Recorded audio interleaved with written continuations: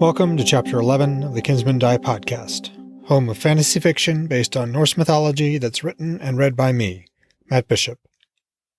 In this podcast, I read my first novel, Kinsmen Die, one chapter at a time. Every 5 chapters, I recap the key plot points and provide some insight into the myths I've referenced in the book, as well as some of the creative choices I've made along the way.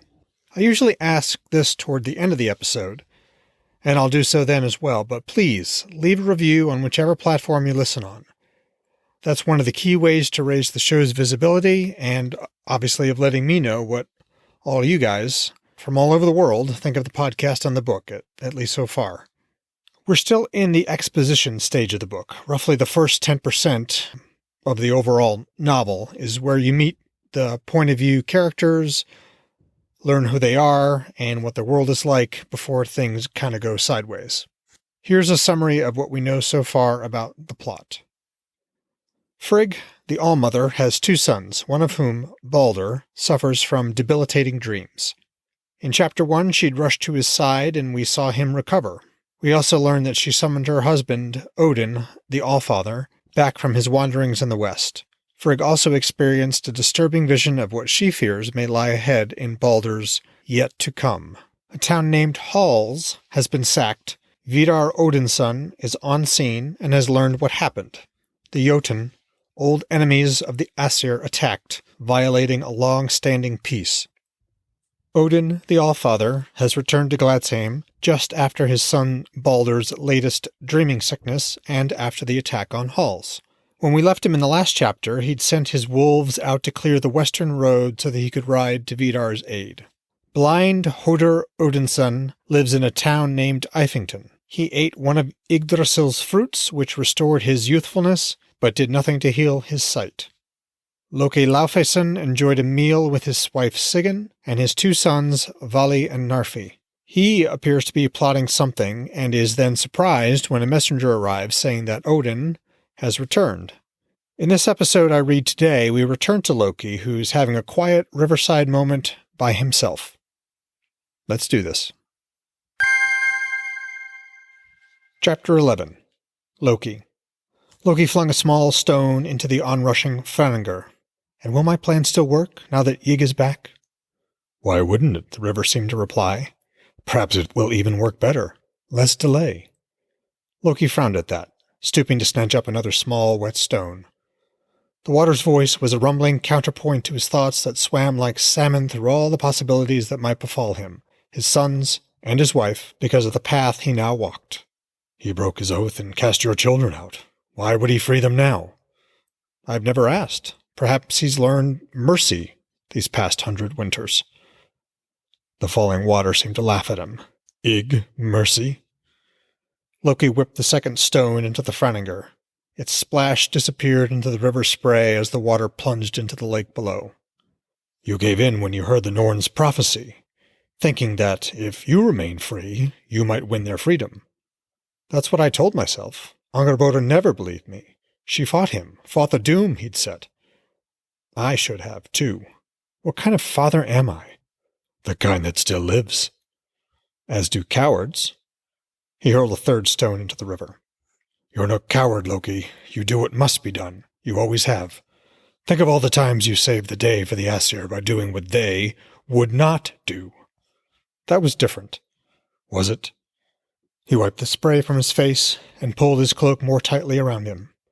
Absolutely. I lost my wife and my children because I chose not to oppose my brother. Former brother. He broke his oath to you. There is no bond between you anymore. What if he was right to listen to the Norns? Perhaps you are a coward after all. Loki clenched his jaw at that idea, flung back at him. A spear caught and returned. He wasn't a coward. Strength against strength was foolish, but his strength against another's weakness? That was how he won. Though sometimes doing that meant taking the longer view. Now that he's back, all these years of planning and preparation are wasted. Why are they wasted? Ygg is too confident in his strength. And why shouldn't he be? The Jotun are dying even as the Aesir prosper. But you know what the Jotun truly plan, while he's made himself blind. Easier to kill a plague than Ygg. That's why your plan is perfect. But he's back now. I'm not certain it will still work. How can it not? And even if it doesn't, how would you want your name to be remembered? As someone who realized vengeance, or as a weakling who instead cowered and shivered by a river? Loki felt a gentle hand on his arm. Startled, he looked up to see Sigyn peering from beneath a cloak glistening from the river's spray. "Come inside," she said, her voice nearly drowned beneath the Freningers.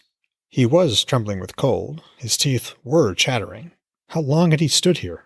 He embraced her, savoring her warmth, and whispered, "Why are you doing this? Why help me? You know what might happen, what he'll do to all of us if we're caught." Sigyn's arms tightened around him. She kissed his cheek, then pulled back and reached up to rest chill fingers against his brow. They sheltered his eyes from the stinging spray. A bead of water formed on her nose, freckles dusted her cheeks, and those familiar, lovely crinkles formed around her eyes as she smiled, lines that even the fruit Idun tended hadn't smoothed away.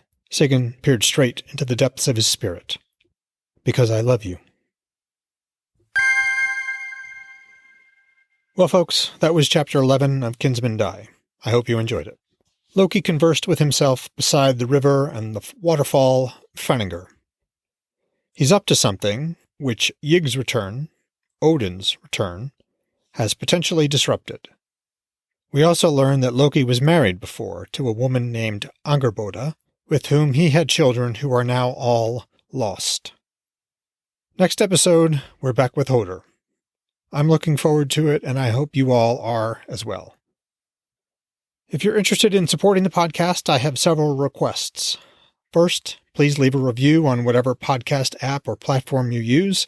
As I mentioned earlier, they really help. They help raise the visibility of the show, and they give me a great idea of how everybody is liking it. Also, please share the podcast. And finally, please consider supporting my work by buying my books or in some other way, likes, follows, Patreon, locals, etc. And I'd also enjoy hearing from you. You can email me at mattbishopwrites@gmail.com. And with that, I will leave you with this thought from the sayings of the High One, Odin himself. And as always, this is the Bellows translation, available on Sacred Texts. Verse 11. A better burden may no man bear for wanderings wide than wisdom. Worse food for the journey he brings not afield than an overdrinking of ale.